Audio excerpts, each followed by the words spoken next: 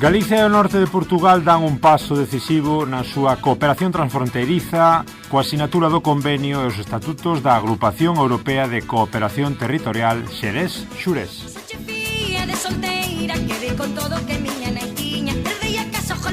O acto institucional tivo lugar este martes no Centro Cultural Marcos Valcárcel da Deputación de Ourense, entidade que lidera esta nova alianza xunto ás comunidades intermunicipais portuguesas do Alto Miño, Cábado, Alto Támega e Barroso.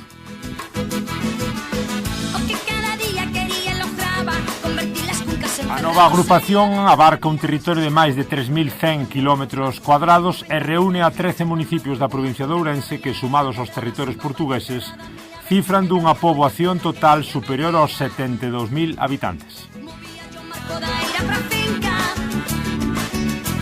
Entre os seus obxectivos destacan a mellora dos servizos públicos, a loita contra a despoboación, o fomento do ecoturismo, a protección do medio ambiente e a articulación dunha estrategia compartida nunha das fronteiras máis dinámicas da Unión Europea.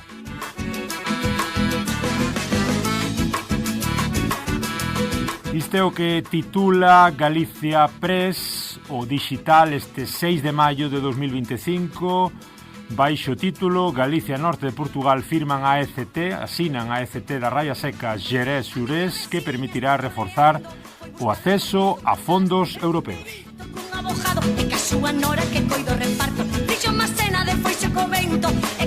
Hola, moi boas, como estades? Xa sabedes, eu son Germán Esteve, do Germano á Portuguesa, e aquí estades nunha nova edición do Galiportus, nesta sección tan particular que nos gusta chamarlle o marco, porque sempre estamos atravesando a raya.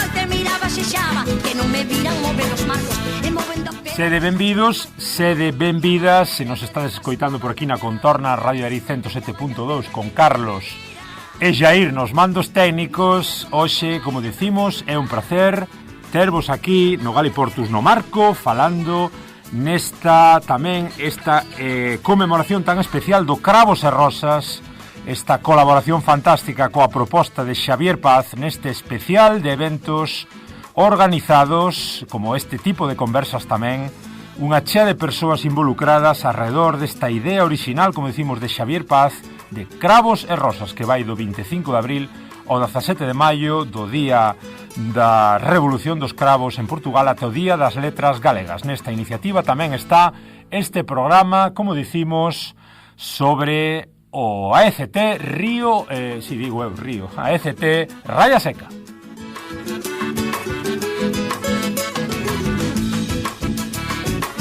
E como dicimos, hoxe toca falar de raya, nunca mellor dito, e toca falarmos de Raya Seca. Estamos xa aquí a gustiño, a puntiño de falar con dous grandísimos convidados para falar, para analizar todo isto da AECT Raya Seca que acabades de escoitar na intro, e para sumarnos con alegría a esta conmemoración do Cravos e Rosas e o noso particular o marco dentro do Galiportus. Estamos xa en directo con Valeria Paul Carril, doutor en Xeografía e profesor na USC, na Universidade de Santiago de Compostela, en Xeografía e Xestión do Territorio. Valeria é da zona de Celanova e Celanové, con moita experiencia tamén en Cataluña, agora traballando en Santiago. Moi boas, Valeria.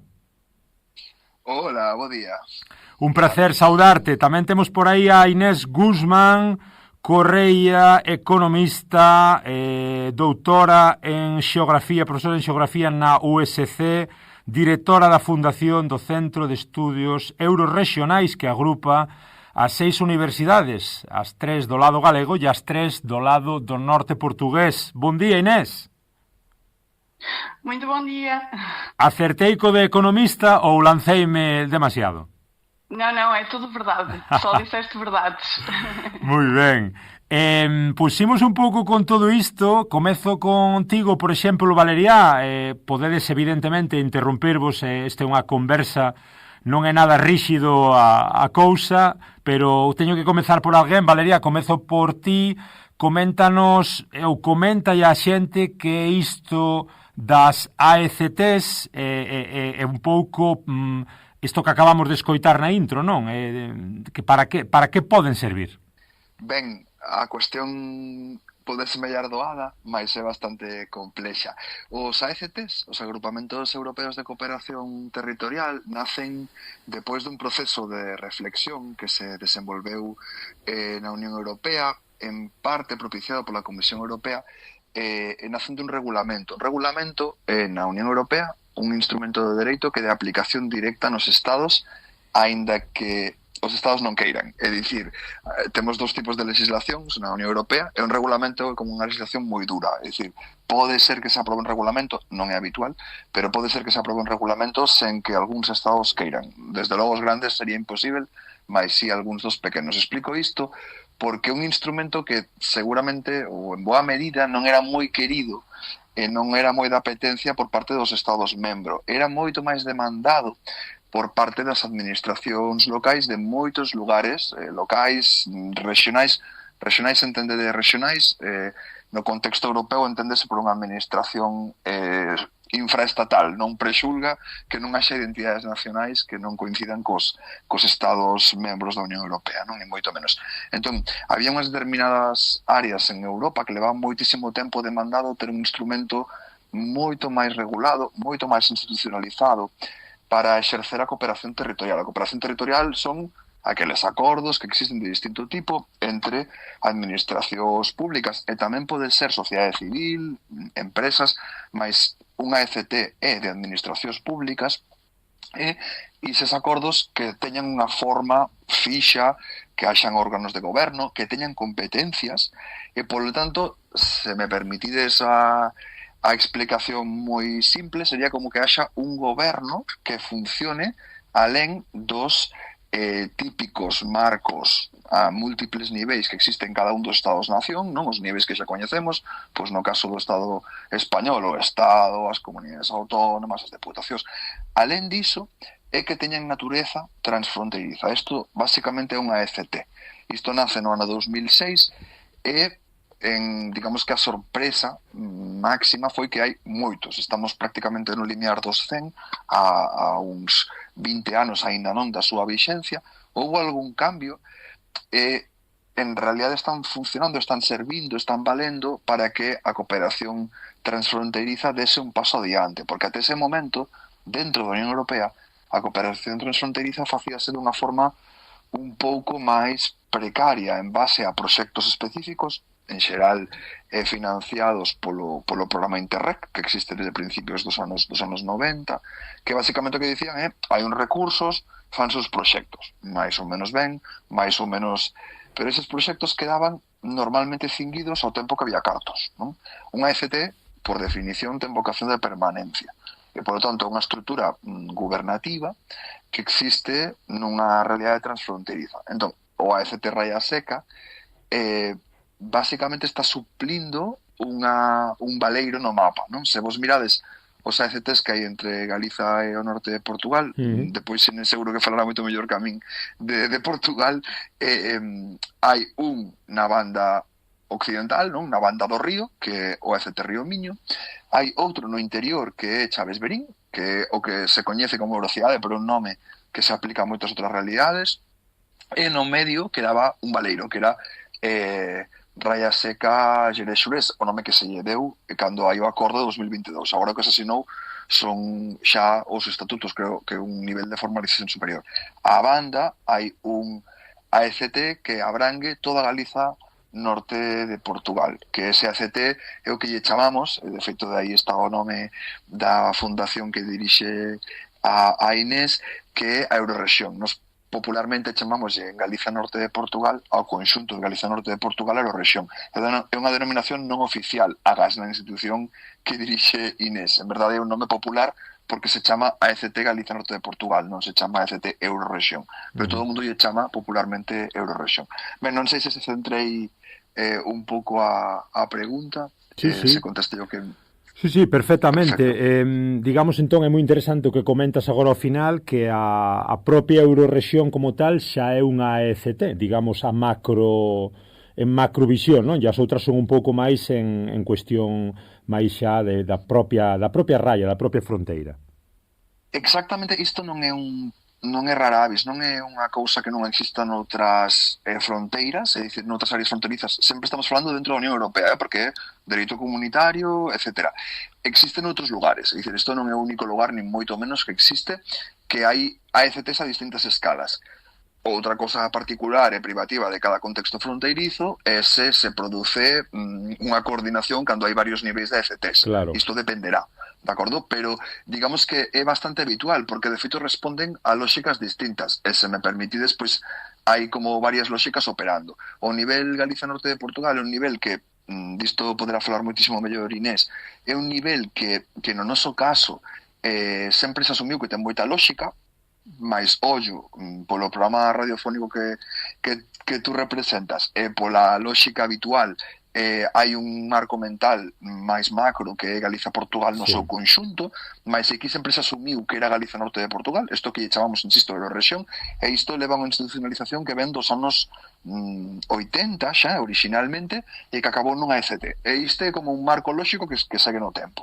Depois temos unhas Eurorexións uns AECTs que son moi de base local, que son o bastante habitual en moitas outras fronteiras, que no noso caso Chaves Verín, é dicir, son dúas cidades que están próximas, non contiguas, pero próximas, que deciden cooperar moi fortamente, e depois temos un modelo que é particular, como todos, pero é un modelo particular que, no caso do Río Miño, en lugar de cada unha das eurocidades ou cada unha das realidades urbanas binacionais, non, que serían Tui Valença, ou ben Tomiño Cerveira, que Inés ten, por certo, moita experiencia sobre esa eurocidade, ali deciden englobar todas esas eurocidades, incluso as que non existían nese momento, nun só AECT, que lle chaman Río Miño, cun pequeno problemiña que non é secundario, que é que no caso portugués non só se colle o Vale do Miña, senón que tamén se colle o Val do Lima, non? Digamos, do Limia galego, o Lima inferior. Isto é un tema que xerou determinadas cuestións que depois podemos falar, porque ademais se solapa co FT, Raya SK e Xerexures. E no medio quedaba ese espazo, ese oco no mapa, que non é que non tivese institucionalización, porque de feito a reserva da biosfera transfronteiriza existe desde 2009, pero non é o mesmo que unha ECT, unha reserva da biosfera transfronteiriza, e por outro lado, como que existía unha ECT Galicia Norte de Portugal, por descontado podía asumir funcións. Mais agora optouse, isto é moi recente, insisto, a asignatura de 2022, optouse por crear unha ECT. Agora vou con Inés, mas comentabas ti, Valeriana, na primeira exposición, que os estados, é moi interesante o que dis, que os estados non están no inicio, en principio, moi interesados neste tipo de iniciativas, si as rexións. Pensas que isto acontece tamén en estados, digamos, centroeuropeos, noutro tipo de realidades? Estamos contextualizando na península? Por onde ibas un pouco cando comentabas iso? A pregunta é perniciosa, pero é moi interesante. Eu xa o apuntei, porque claro, eu apuntei aí precisamente nas tensións que se produciron nos anos 2000, porque sempre penso que hai que ir ás orixes e entender un pouco de onde veñen os instrumentos. É un instrumento que non é cómodo para os estados, de feito, en xeral, para todos os estados da Unión Europea. De feito, en xeral hai que entender que desde este instrumento, un instrumento que insisto, estamos falando del, pero agora hai outro que está encima da mesa, desde hai máis desde 2018, se non lembro mal, desde hai máis dun lustro, que é un instrumento que ainda vai alén, porque precisamente os AECTs chegaron á conclusión que o problema que teñen en moitas ocasións é que como dependen da atribución de competencias que fan os estados, porque ao final o regulamento que di é poden existir AECTs, mais eses AECTs deben ser autorizados, entre comiñas, por parte dos estados, e son os estados os que din, en función dos seus ordenamentos xurídicos en cada un dos países, que competencias teñen. Entón, que está pasando? Que moitos AECTs, cando se poñen a xestionar, non é o caso dos que temos aquí, pero sí que en Europa, AECTs, depois podemos falar de algúns, digamos que asumiron competencias realmente contundentes, cando iso sucede, non teñen mecanismos reais de incidir nesas competencias. E de feito, o que acaba pasando é que como son competencias que son moi de estados, poñamos por caso saúde, non? É dicir, Se alguén se pon enfermo actualmente en Galiza ou en Portugal, hai instrumentos, por descontado, mas ao final todos sabemos que en última instancia un prefire ir ao outro lado da raya porque é como máis doado administrativamente. Mas imaginade, hai unha FT que se fixo así, que sexa un hospital transfronterizo. Nin vos conto a de problemas administrativos que isto xera. Por exemplo, se un neno nace ou unha nena nace no outro lado da fronteira, mas o seu pai e a súa nai son do outro lado, e o seu hospital de referencia é ese que está no outro lado da fronteira, como facemos? Porque lembro-vos que a concesión de nacionalidade depende dos estados, e moitos estados teñen concesión de nacionalidade en función do lugar no que nace o neno ou a nena. Entón, isto que semella tan simple, ou vou polo nacemento ou vou pola morte. Que pasa con un morto? Se un morto nace, morre no outro lado da fronteira, se un enfermo, por desgraza, nun hospital, morre no outro lado da fronteira, e o hospital é transfronterizo, insisto, está administrado por unha FT, como se xestiona todo isto? É dicir, hai moitísimas implicacións que son típicas competencias dun Estado-nación, é dicir, rexistro civil, nacemento e morte. Entón, que está sucedendo? Que xa hai tempo que está dicindo que hai que ir un paso alén. Ese paso alén non me vou deter porque non en boa parte está instigado polos AFTs que existen a nivel europeo. Mas ese paso alén leva moito tempo en negociación e aí sí que estamos vendo moi claramente, isto en vivo e en directo, as resistencias dos Estados-nación, porque basicamente o que propón a Comisión Europea é que as competencias dun Estado e a legislación dun Estado, se apliquen a outro Estado. E isto para un Estado X calquera da Unión é algo absolutamente un anatema, porque é que nun Estado con súas fronteiras aplicaríase a legislación do outro lado, o cal é considerado como a fin do mundo, non? Entón explico isto porque a pesar de que levemos moitísimo tempo da Unión Europea, de proxectos europeos, de competencias europeas, de integración europea, proceso que empeza xusto depois da Segunda Guerra Mundial. A pesar de que levamos moito tempo, ao final os estados non deixan de ser estados. E, polo tanto, en moitas ocasións teñen resistencias. E os AFTs non sempre foron ben recibidos. Existe o regulamento de obrigado cumprimento, pero todo pasa por unha autorización previa dos estados, cando ten que implementarse un regulamento un AFT en particular. Non sei se me enrollei demasiado, mas é interesantísimo e é axustado ao que estamos comentando. Deixame ir xa coa nosa convidada fantástica bracarense, profesora na USC e directora tamén da Fundación de Centros de Estudos Eurorregionais. Contanos un pouco, Inés, que se fixo, como é a túa perspectiva tamén como portuguesa traballando do lado galego, que se fixo aí desde o Centro de Estudos Eurorregionais, un pouco cal é a túa traxectoria e un pouco en relación co que comenta Valeria tamén, pois que sobre todo ese exemplo da FT Río Miño, como está funcionando as diferentes cooperacións aí transfronteirizas. Contanos un pouco.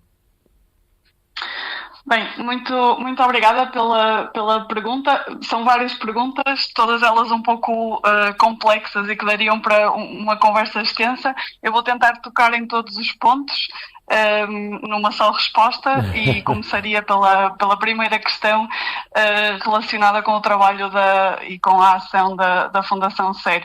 Porque eu acho que a ação da Fundação SER, da Fundação Centro de Estudos Eurorregionais da Galiza do Norte de Portugal, é um bom exemplo de como a cooperação transfronteiriça funciona e acontece para lá e como forma complementar a este retrato mais institucional que o Valeria tão bem fez.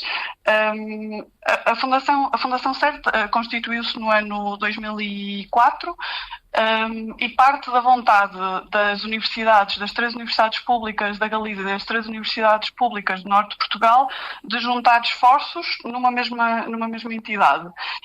Isto na prática, como é que se operacionaliza? Na prática, a partir da Fundação SER, estas 6 universidades dinamizam uma série de projetos conjuntos, seja projetos de investigação, que eu diria que é o principal domínio, mas também colaboram para a criação, por exemplo, de títulos conjuntos, ou que podemos dizer, estão a faltar a palavra em português, de ciclos de formação conjuntos, como aconteceu há uns anos com a criação do programa da Universidade Sem Fronteiras, que permitiu que se criassem 2 programas de doutoramento e 2 programas de mestrado, ao nível de doutoramento e ao nível de mestrado, que são lecionados de forma conjunta entre as universidades galegas e as universidades do norte de Portugal. Eu acho que este caso destes títulos conjuntos é um bom exemplo de até onde podemos chegar na cooperação transfronteiriça no âmbito mais académico, mas também das dificuldades que temos, as pessoas que nos dedicamos à cooperação transfronteiriça, no momento de conseguir fazer coincidir tudo o que são as normas, tanto mais específicas das universidades como as mais gerais dos sistemas universitários estatais, conseguir romper e conseguir que coincidam essas normas, essas regras, essas burocracias, essas leis, é sempre um trabalho bastante complexo, mas que no momento em que conseguimos romper essas fronteiras que de facto ainda existem, não é? É uma satisfação e é uma prova de que, apesar de, como tão bem explicou Valéria, os Estados continuarem a ser estruturas muito fortes e as suas lógicas são realmente as lógicas que prevalecem muitas vezes dentro da União Europeia, de facto, com pequenos projetos e com pequenas iniciativas conseguimos ir rompendo muitas das fronteiras que ainda persistem. E outro dos projetos que temos dentro da Fundação SED e que, aliás, desenvolvemos de forma conjunta com a AECT, Galiza e Norte de Portugal, esta que, como a Valéria tão bem explicou, inclui toda a Galiza e toda a região norte de Portugal. Temos com eles um outro projeto, que é o Iacobos, que faz a mobilidade ou permite a criação de recursos e de condições formais para que investigadores, investigadoras e pessoal administrativo das universidades possa fazer uma estadia de investigação ou uma estadia temporal do outro lado da fronteira.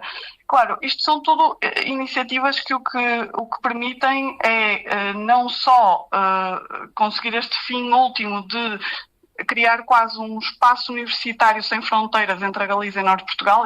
Essa é a grande ambição, não é? Que se materialize, por exemplo, na partilha de infraestruturas, na partilha de conhecimentos, na partilha de capacidades, ou seja, conseguimos avançar para isto o mais possível, ou seja, um espaço realmente sem fronteiras, tanto políticas como administrativas, mas também institucionais. Mas, para além disso, este tipo de projetos o que permitem é aproximar gente de um lado e do outro da fronteira, ou seja, permite criar as condições para que as pessoas que estão dentro do sistema universitário galego, as pessoas que estão dentro do sistema universitário do Norte de Portugal, interajam e criem dinâmicas de colaboração entre elas. E isto reflete-se depois na existência de uma série de projetos com financiamento europeu ou com financiamento nacional, também pode acontecer, de projetos conjuntos, o que é bastante interessante. Isto de forma complementar àquilo que o Valéria teve a explicar, eu acho que é o interessante, de facto, da nossa fronteira, da fronteira entre a Galiza e o Norte de Portugal, é que conseguimos ir para lá da institucionalidade e é verdade que a existência destas AECTs e o aparecimento destas AECTs facilitou muitíssimo o trabalho a várias escalas e em vários âmbitos, mas de facto dentro da Galiza e Norte de Portugal nós já estávamos a avançar em muitas áreas e continuamos a trabalhar em muitas áreas para lá da administração pública. Por exemplo, no sistema universitário temos o exemplo da Fundação SED e dos vários projetos que com outras entidades se vão dinamizando, mas também, por exemplo, no âmbito mais cultural, temos iniciativas culturais, por exemplo, estou-me a lembrar do Festival A Ritmar, que junta galegos e portugueses no mesmo festival e é quase um momento de celebração desta cultura partilhada, não é? E isto para dizer que eu acho que o espaço de cooperação transfronteiriça entre a Galiza e o Norte de Portugal é bastante especial por causa disto, porque, em primeiro lugar, porque quando a nível europeu se criam os instrumentos para avançar com a cooperação transfronteiriça, é factual que a Galiza e o Norte de Portugal são quase sempre os pioneiros em implementar essas ferramentas. E, por outro lado, vamos para além dessas ferramentas e criamos, e temos criado, e tem-se criado, e muita gente se dedica a criar dinâmicas de cooperação para lá desta institucionalidade e para lá dos fundos europeus, e eu acho que isso realmente é o que nos distingue.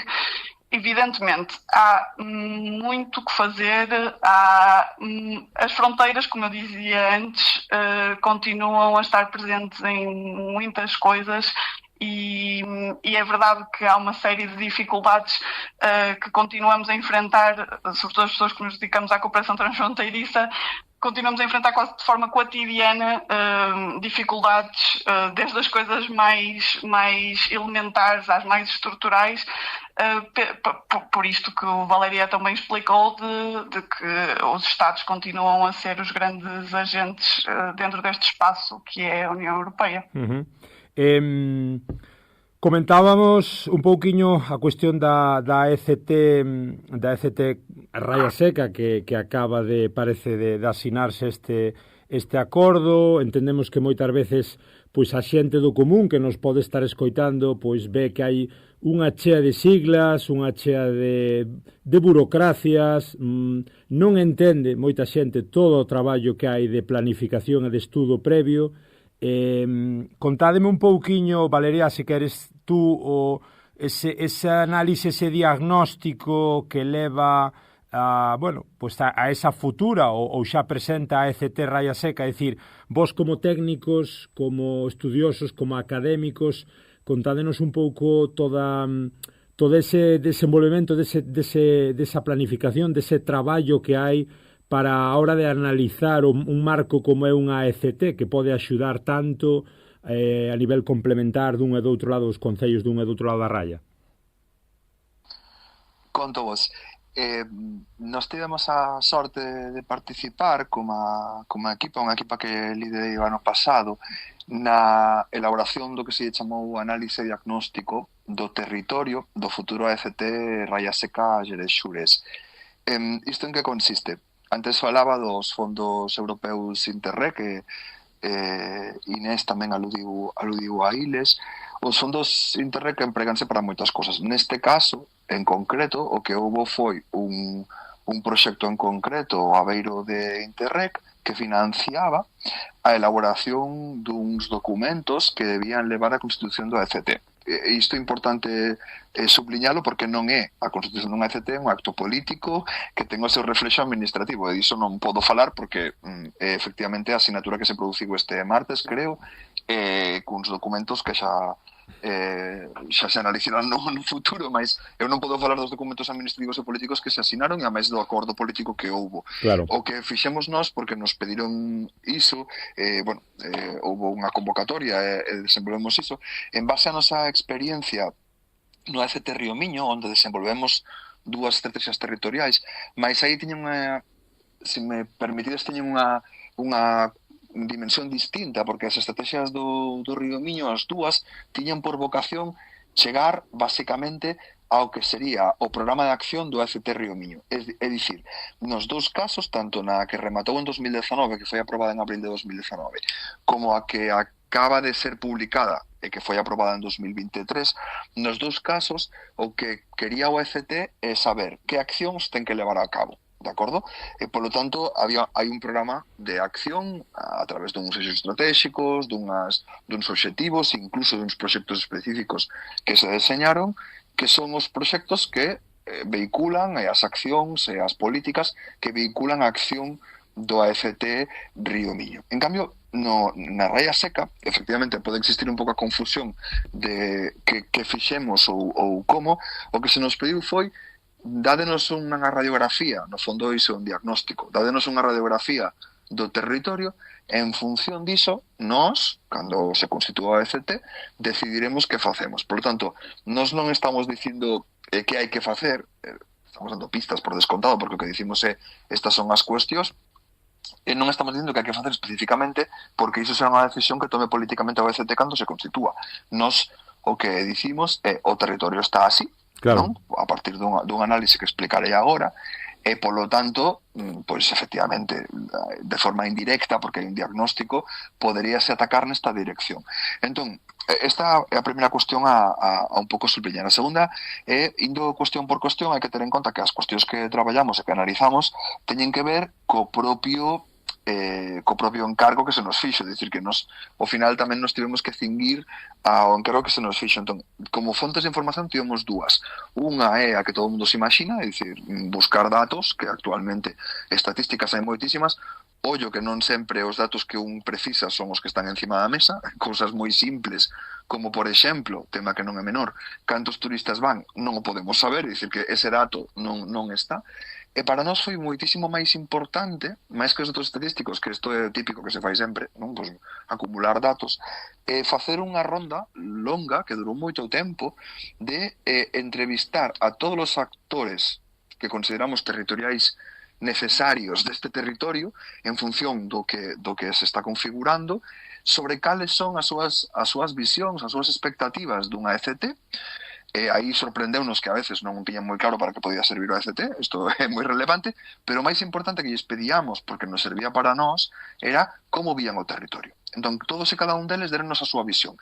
Poñer todas esas visións en conxunto foi a que nos deu a radiografía respondendo aos ítems que nos pedían. E vou explícalo moi brevemente, mas o que saiu de aquí un documento bastante amplio que está en internet se queredes ter acceso a él en galego, en portugués e en español, porque tiña que ser trilingüe, que é un documento que explica cales son as ideas que saen no territorio.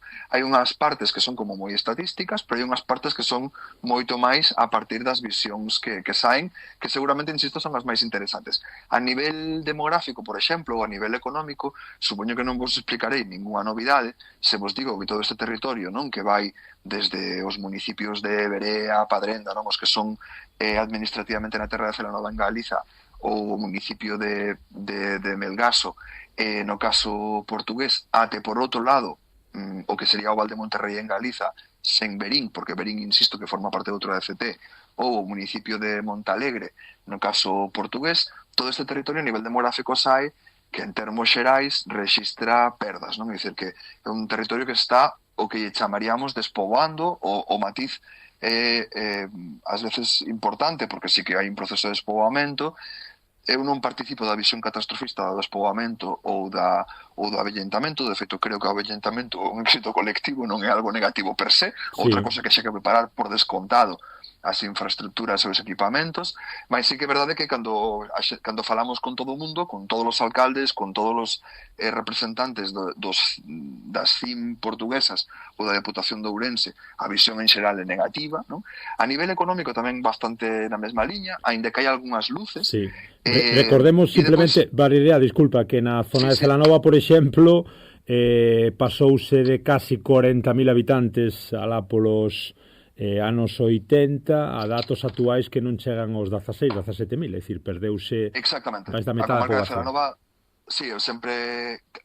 O que pasa que é interesante que teñamos en conta isto, é dicir, o proceso de despoboamento e de perda de poboación do rural acontece en toda Europa, en outros contextos, mas desde logo en Europa. Entón, ir en contra disto, digamos que desde a perspectiva estrutural, ou reconfiguramos o sistema, cousa que creo que ninguén este disposto a facer, ou é imposible. É dicir, este proceso que aconteceu en todas partes. Que pasa? Que en Galiza aconteceu moi tarde, en comparativamente con outros contextos. Eu non digo que estea ben, digo simplemente que constato que é un proceso estrutural, que nós temos agora nestes momentos a vivencia, non? Efectivamente, de que a comarca de Celanova se non lembro mal, chegou aos 45.000 habitantes, digo porque, como é a miña, teño os datos na cabeza. Claro. En estes momentos está bastante por debaixo máis dos 20.000, xa non digamos a Baixa Limia, non? Que Baixa Limia é galega, enténdese que sempre fago o matiz, que se isto se escoita en Portugal, a Baixa Lima é outro territorio. Entón, a Baixa Limia galega tamén é unha comarca que está en niveis demográficos baixísimos, non?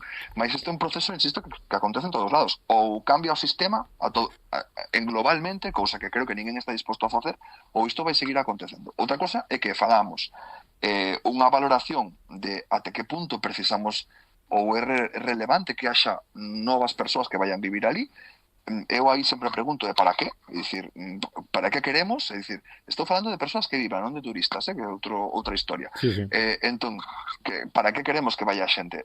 Simplemente por subir datos, por subir contingentes, non facemos nada. Temos que cuestionarnos e pensar que vida queremos e como nos enganchamos cas realidades urbanas que son as que poderían propiciar, evidentemente, novos poboadores, non? Entón, isto é moi... E depois, insisto, o avellentamento ten sistemáticamente en Galiza unha lectura moi negativa, non? De morte, pero que non é negativo. O avellentamento é unha grandísima boa noticia. Significa que todos vivimos moito máis. O que implica é que temos que ter equipamentos, que temos que ter infraestructuras e, polo tanto, que temos que ter persoas que traballen nese mundo. Así que sí que precisamos. Un dos grandísimos problemas que hai no territorio que estamos a falar é que non hai mão de obra que traballe en as residencias, por exemplo, que se precisan, ou nos centros de día, que se precisan para atender esta poboación avellentada. Claro. Esta mão de obra, por que non está? Pois efectivamente porque non hai xente nova, pero moi importante, porque os salarios que se pagan estruturalmente e as condicións laborais non son as mellores. Entón, unha persoa de aquí, sinto dicilo, pero creo que é necesario que digamos, non traballa por definición e por defecto nese sector. A non ser que, digamos, non teña outras alternativas e vitalmente que ir a vivir ali. Pero o problema que temos é que hai que dignificar moitísimo ese traballo, hai que pagar en consonancia, e ten que haber unhas condicións laborais que sexan acordes. Entón seguramente teremos xente traballando aí.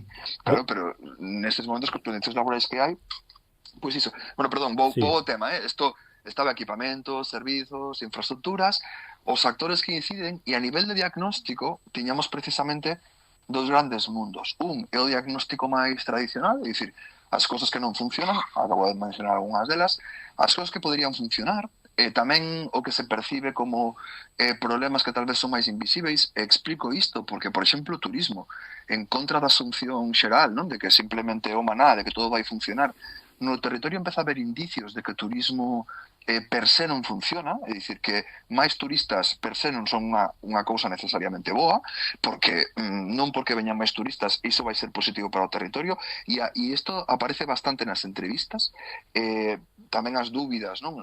As dúbidas que existen sobre os novos poboadores, a xente que vai vivir, as luces son os centos de venezolanos e venezolanas, de peruanos e peruanas, de brasileiros e brasileiras no lado portugués, que temos no territorio, que son xente que en moitas ocasións chega con idades novas, que chega con ganas de traballar, de ficar, de vivir, que ten nenos, que ten nenas, e isto é unha luz global. Agora ben, esta xente só vai quedar nese territorio se ten unha vida, por suposto, digna e boa e con condicións e con oportunidades de traballo, senón non vai, e con equipamentos para as crianzas, por certo, senón vai ser moi difícil que fique.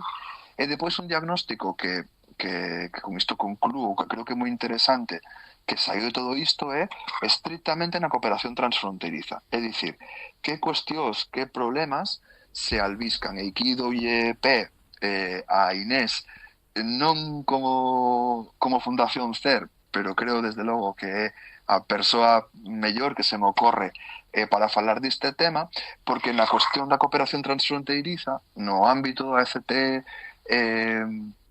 Raya Seca e Xurés, hai un problema que se explicitou e que apareceu, que é que as institucións que participan por lado e lado son distintas. Por un lado, os municipios, os concellos, non galegos non son iguais que os portugueses en termos xerais están moito mellor dotados, claro, teñen moitos máis fondos, dialogan directamente con Lisboa, importante, un país, por certo, moi centralista, Portugal, menos en Azores e Madeira, pero a nós non nos atinxe iso, tamén porque o seu tamaño demográfico territorial é moito máis grande, entón partimos de realidades municipais, onde que chamemos municipios concellos son moi distintos, máis, que insisto que Inés é a mellor persoa en Portugal para falar disto, porque as institucións supramunicipais que se implican nisto son do lado galego a Deputación de Ourense, que cobre todos esos municipios. Ollo, a Deputación de Ourense está aí, mas o ámbito do Río Raia Seca e Xerés Xurés non é toda a provincia de Ourense, senón que son os concellos galegos que se escolleron e que están dentro diso.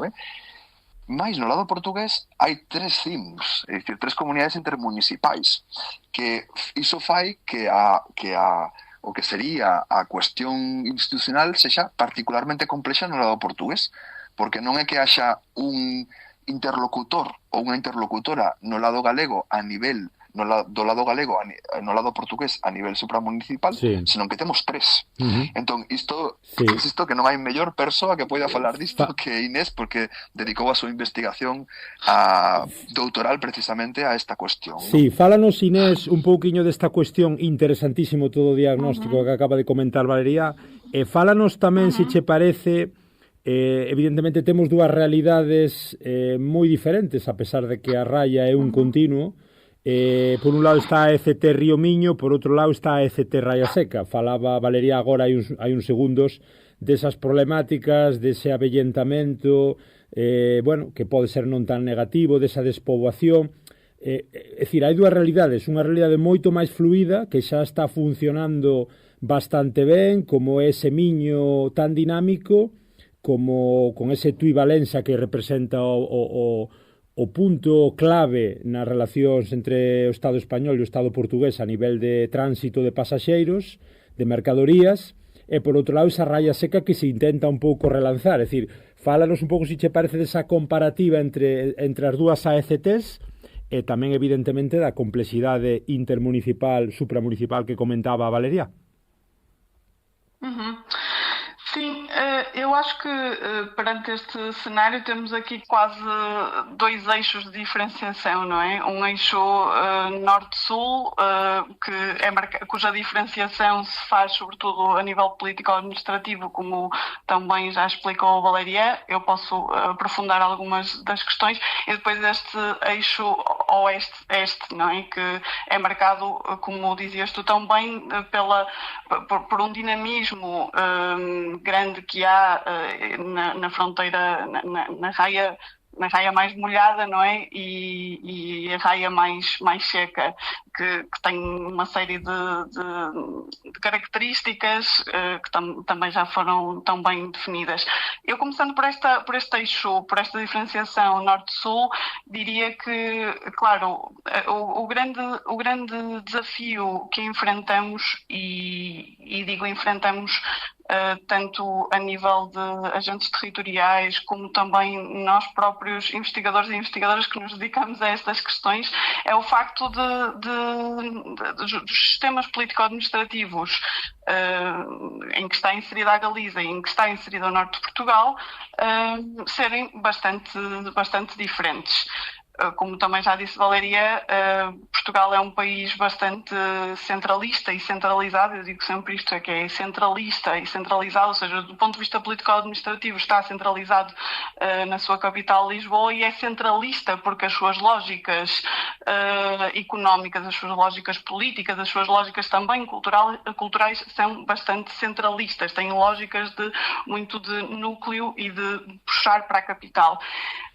Claro, estas duas questões, o facto de Portugal ser um país centralista e centralizado, faz com que os territórios do norte de Portugal, e quanto mais perto da fronteira e quanto mais longe dos centros de poder do norte de Portugal, que poderíamos considerar o Porto, o Braga e alguns outros municípios que têm mais poder dentro do panorama nacional português, fora desses centros de poder, em que o principal, sem dúvida, que é o Porto, fora desses centros de poder, realmente os territórios enfrentam vários problemas decorrentes do facto de não terem autonomia para desenhar o seu presente e perspectivar o seu futuro.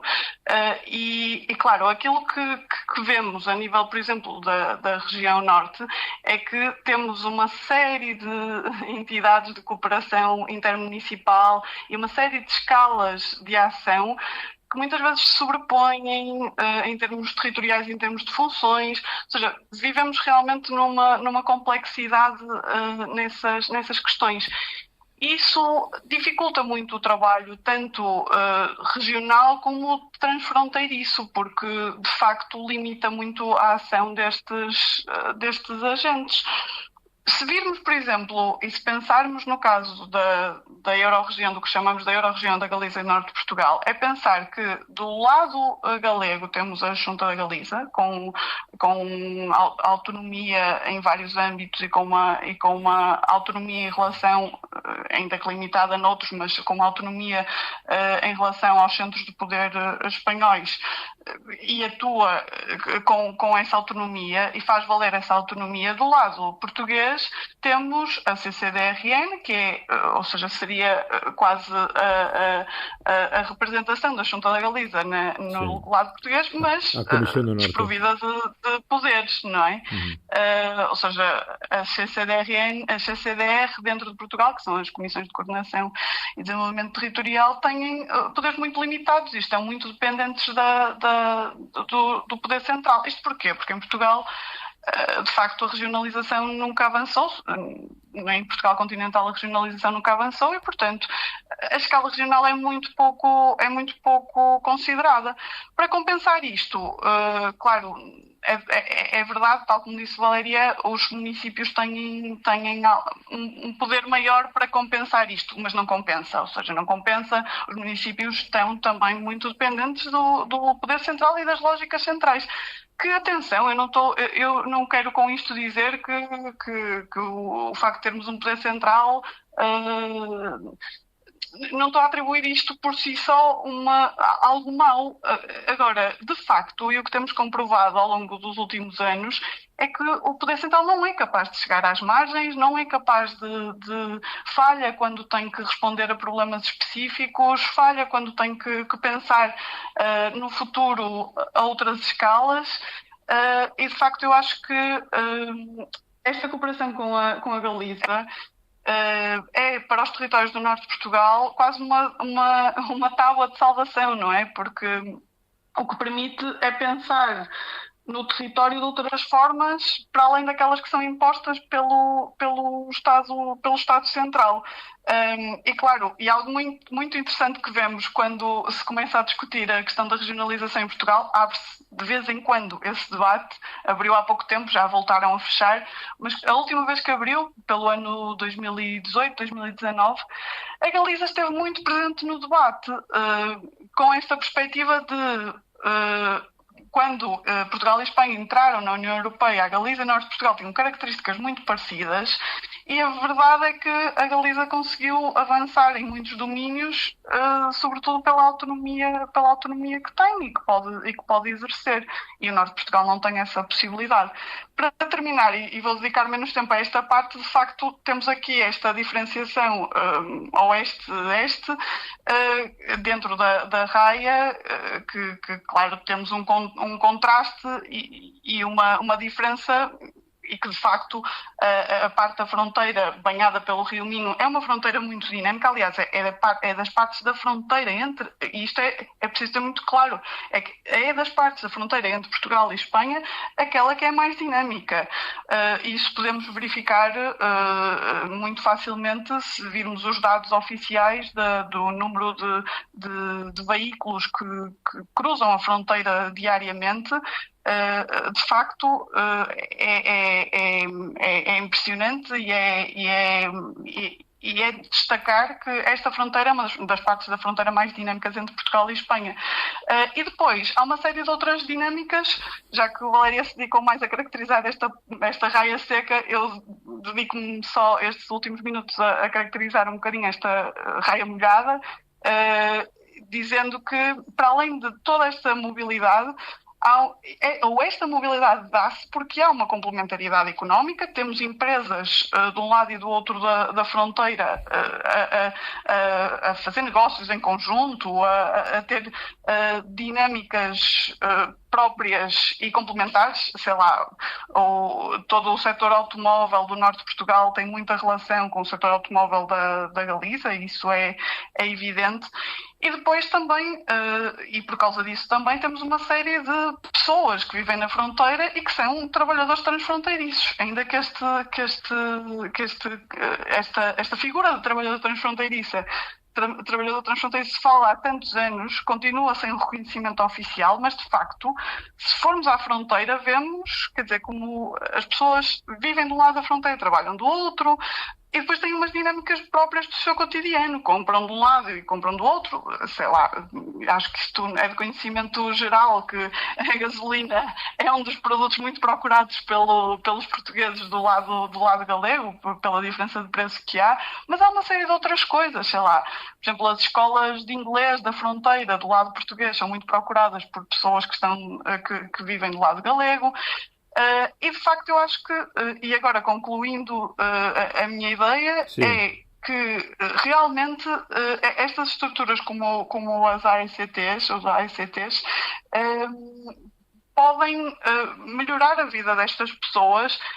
E eu acho que é nisso que temos que avançar nos próximos anos, é de conseguir que, a partir destas estruturas de cooperação transfronteiriça, consigamos avançar o mais possível na questão dos serviços públicos partilhados, que eu acho que realmente essa é uma questão muito importante, e é importante para o bem-estar da população, e também é importante porque é uma forma de que as populações da fronteira consigam aproximar-se e consigam reconhecer a utilidade destes instrumentos de cooperação transfronteiriça. Em relação a isso há muito que fazer, mas é verdade que já estão muitos esforços postos no terreno, e eu acho que nos próximos anos vamos ter boas notícias em relação a isso, a serviços públicos relacionados com a mobilidade, mas também relacionados com a saúde e relacionados com muitos outros âmbitos importantes para o bem-estar das populações. Pido-vos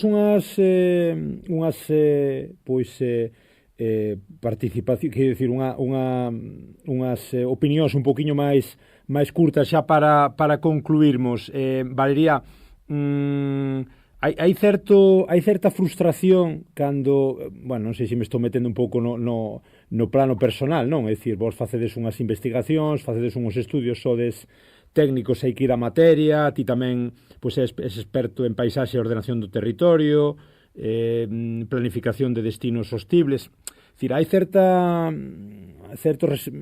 esa frustración un pouco de ver que a xente ten claro que necesita a un e outro lado da fronteira, que está o diagnóstico ben feito, que pode haber unhas solucións se son ben estruturadas, e despois vemos que moitas veces pois a cuestión como que queda un pouco diluída, moita foto e moito político polo medio e pouca solución práctica.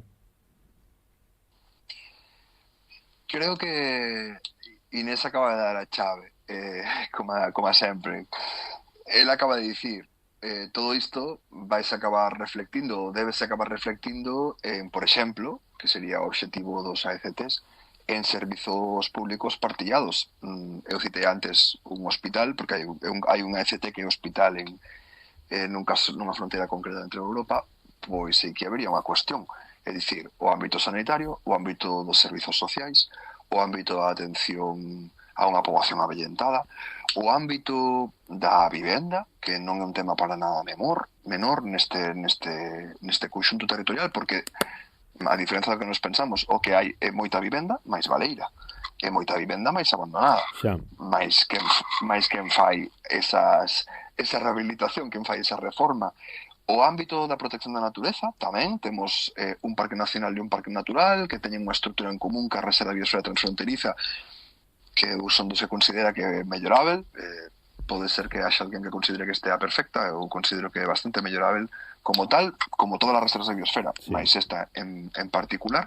Explico todo isto porque hai moitos ámbitos posibles de cooperación que teñen sentido. Mobilidade, tamén citou Inés, sobre todo neste ámbito, que é un ámbito de mobilidade con moi baixas densidades, mas xa hai moi poucos servizos entre Ourense e Celanova e Bande como para, en contos na terceira fase, pensar nun servizo que faga un Celanova Bande Ponte de Lima. Exacto, e a che dicir eso, claro. hai pouco tempo, Valeria, que saiu unha noticia que eu penso que é de destacar, que non sei se é Rodonorte, pois xa afianzou unha liña, digamos, que parte do Porto e que en vez de ir cara a Vigo, pois se vai meter cara a Vilarreal e subirá por Chaves, Verín, Ourense. É dicir, a nivel de mobilidade temos uns déficits que son tremendos.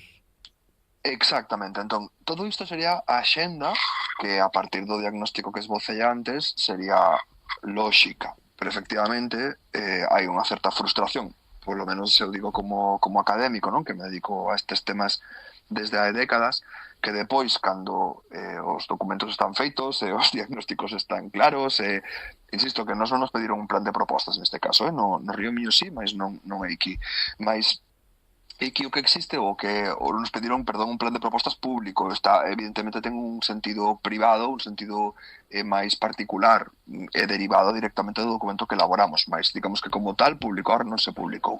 Entón, que acontece? Depois que na aplicación das realidades, insisto que neste caso non podemos saber nada porque xusto se produciu esta semana a asignatura, mas sí que temos moita experiencia xa ao longo dos anos, é que depois moitas destas estruturas acaban por ser tres cousas que eu creo que son problemáticas. Unha, captación de fondos por captación de fondos, que isto é algo que nos caracteriza moito a prácticamente diría que todo o territorio, en particular o territorio rural europeo, que cheguen cartos, non? É dicir, que Europa ten uns programas de fondos rurais, de fondos para áreas fronteirizas, e depois toda a teima está sempre en recibir cartos. Ás veces non sabe moi ben para qué, mas a cuestión é que cheguen cartos, non? Entón isto é un problema número 1, que é o que se lle chamou, porque isto ten un nome en inglés, mainstreaming, non? É dicir, unha repartidora de cartos, e isto é algo que hai moito tempo que se le va falando que é bastante problemático, mas en moitas ocasións a nosa clase política encorre niso, é dicir, que cheguen fondos porque cheguen, non se sabe moi ben para qué, claro, mas que cheguen. Claro. Segundo,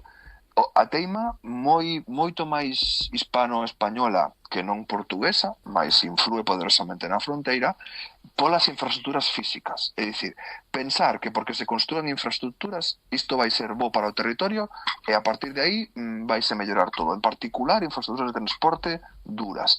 Xa hai moito tempo que, de feito, existen advertencias de que a teima española, insisto que é moi hispano-española, porque isto é de España, por facer estradas por todos lados, autoestradas por todos lados e tren de alta velocidade por todos lados, non funciona, porque haxa tren de alta velocidade, que, por certo, foi visto en algunhas entrevistas como a gran cuestión de futuro deste ámbito, e eu teño moitas dúbidas.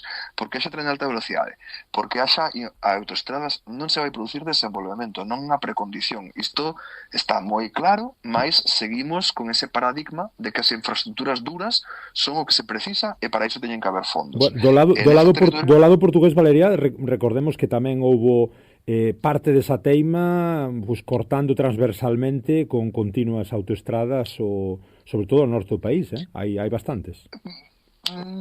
Estou de acordo, mas aquí Inés poderá falar máis. Sí, mas os fondos FEDER, que son os fondos que non son os que se aplican directamente aquí, non son os estritamente fronteirizos. Sí. Os fondos FEDER, en termos xerais, que se aplican para o desenvolvemento regional, que son os grandes fondos que chegaron, e os fondos de cohesión que chegaron nos anos 90, nos anos 2000 en España, foron todos a infraestructura física. No caso portugués, houve moito máis a precaución, por exemplo, de encauzalos cara as universidades. Por exemplo, é dicir, non só pensar en infraestructuras físicas. E, por certo, as infraestructuras físicas de transporte de tipo autoestradas en Portugal, queixa habitual no caso dun galego ou dunha galega estándar que se move por Portugal, sí, son de pago, Sí, sí. E iso non é menor, iso non é para nada menor. Non é para nada menor, porque nos pon sobre unhas coordenadas concretas sobre como se gestionan as infraestructuras, a mobilidade. Sempre causa queixas e incluso unha especie de instinto de superioridade, é que non só temos de balde. Bueno, nós temos de balde, pero iso implica moitas peaxes indirectas. E o terceiro punto que quería dicir é, en moitas ocasións estas estructuras serven sobre todo para a promoción e para o turismo, non? O que eu lle chamo a España de Fitur, é dicir, estar presentes en Fitur, promocionar, non sei moi ben para que, mas promocionar, e con isto máis turistas. E isto tampouco é bo per se.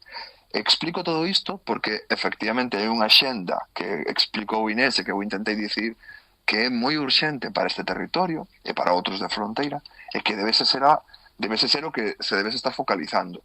Mais ollo con pensar en fondos por fondos, en turismo directa ou indirectamente ou en infraestructuras duras só, porque todo isto é unha xenda que está un pouco nesgada ou está bastante nesgada, creo, e neste territorio existe o perigo de que se siga ou se vaya por esa dirección. Se siga porque foi o que se fixo máis ou menos até agora e se vaya nesta dirección. Temos que ter moita máis intelixencia de atacar as cuestións que son as relevantes que, insisto, a profesora Inés Guzmán explicou perfectamente. Cal é a dirección, Inés? Cara onde ten que tirar a raya seca esta AECT? Como vemos o futuro con certo optimismo a 5 ou 10 anos vista?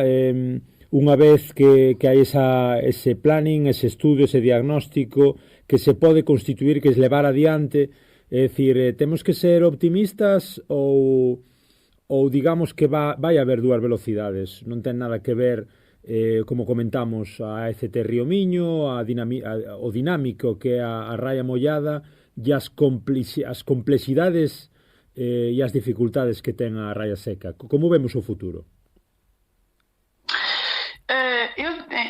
Respondendo diretamente, eu diria que, claro, que temos que ser otimistas, porque temos sempre que ser otimistas, mas de facto temos que ter os pés no chão. E é como comentou Valéria numa anterior intervenção, é que de facto o que se está a passar nos territórios que agora estão dentro desta AECT da Raia Seca, quer dizer, é um fenómeno global, não é? É um fenómeno que está associado a um sistema que não é próprio nem da Galiza nem de Portugal, mas sim num âmbito muito mais mundial, numa escala muito mais mundial. E isso, ou seja, perante isto devemos baixar os braços? Claro que não. E de facto acho que iniciativas como estas dão conta da necessidade de juntarmos esforços dos dois lados da fronteira para tentar combater ou para tentar reverter o fado de muitos destes territórios do interior.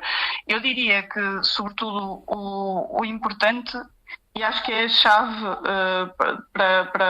para muitos destes territórios, é as condições de vida das populações que ali vivem, que são cada vez menores, mas de facto eu acho que não há melhor solução, ou não há melhor, utilizando assim um termo muito inglês em voga, não há melhor marketing territorial do que as boas condições de vida, não é? E o bem-estar da população.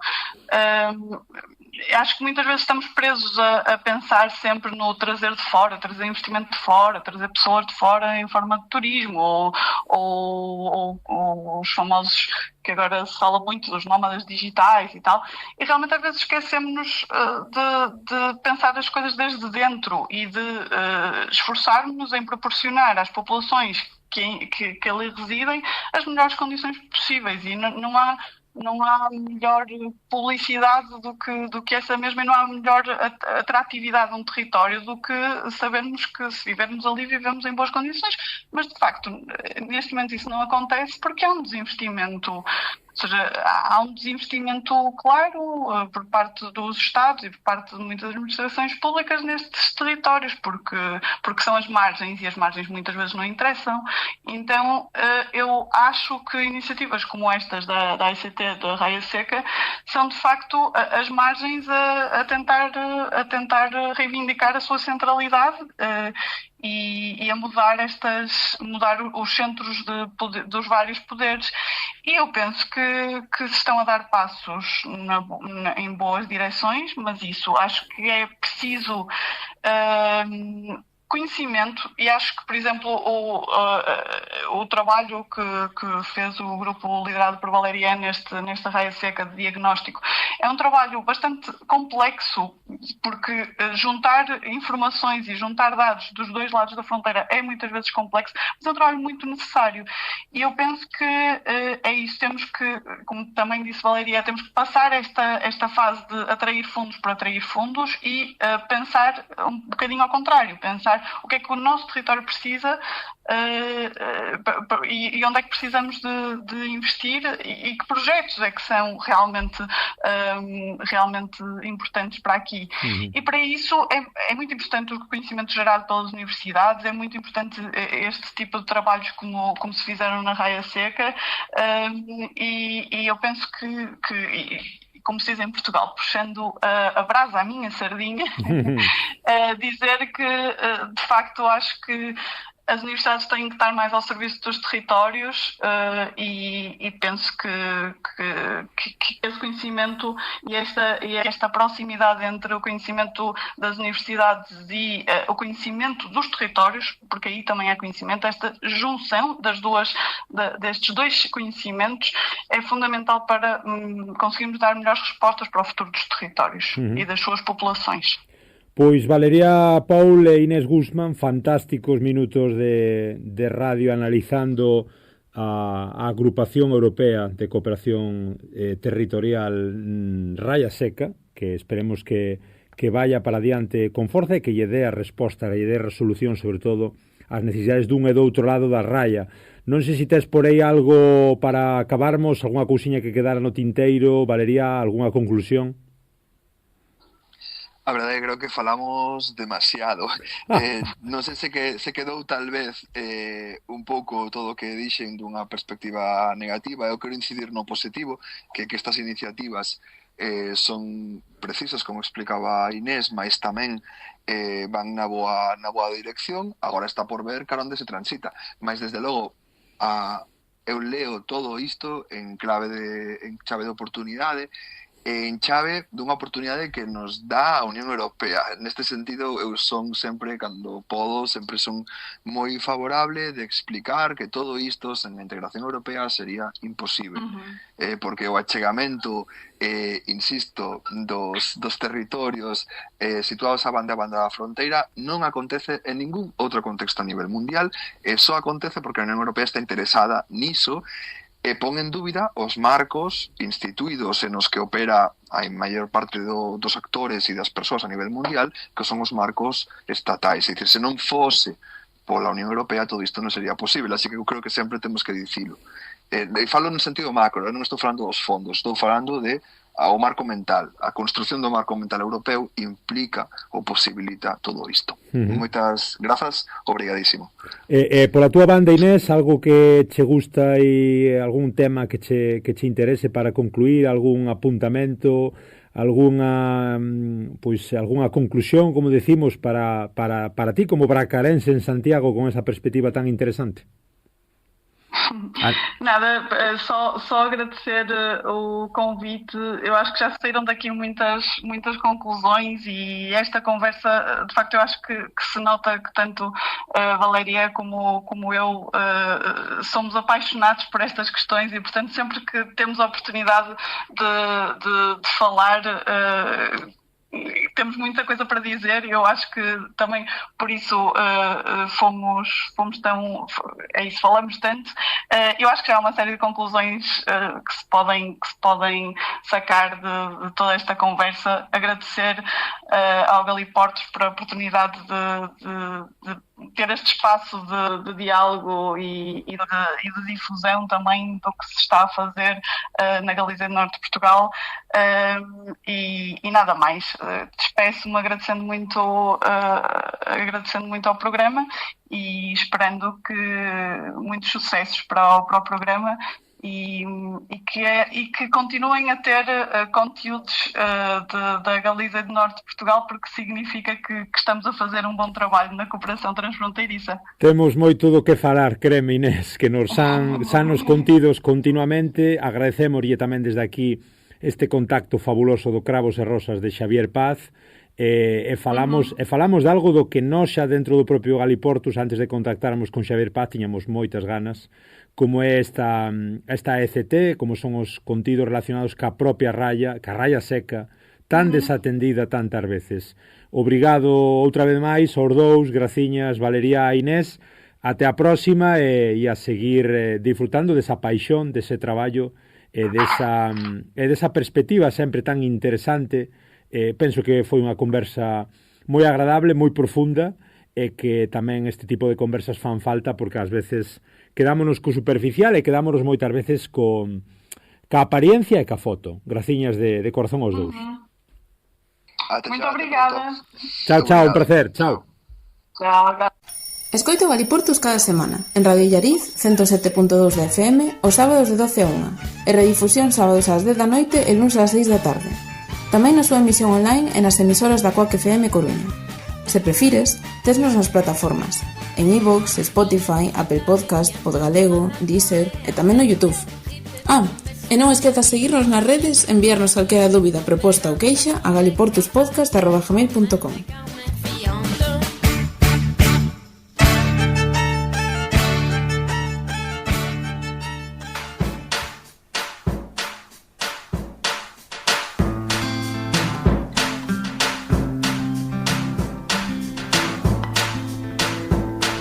Moi ben, pois ata aquí este fantástico programa sobre a ECT, esta agrupación europea transfronteiriza da Raya Seca, con Valeria Paul Carril, tamén con Inés Guzmán, estes técnicos fantásticos de territorio, de xeografía, analizando un poquinho todo o que pode constituir esta agrupación transfronteiriza da Raya Seca. Mais nada, hoxe vamos embora, marchamos cun tema de Budiño, Muiñeira da Lúa. Chao, obrigado.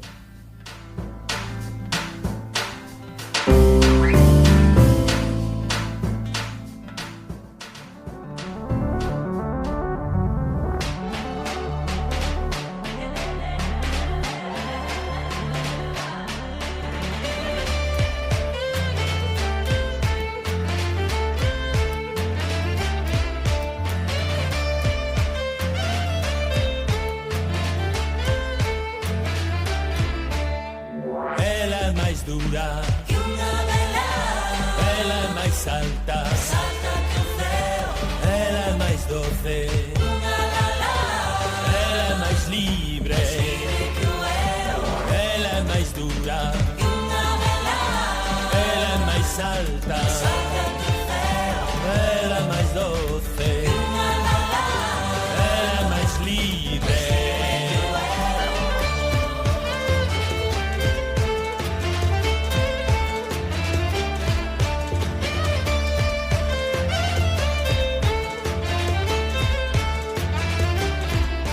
Que ondean para ti, candeas que alumean na tarde, pouco mal man pena camiñando cara a ti. Velas que ondean e ondean na mañá, candeas que alumean no limite da noite, pouco mal man pena camiñando para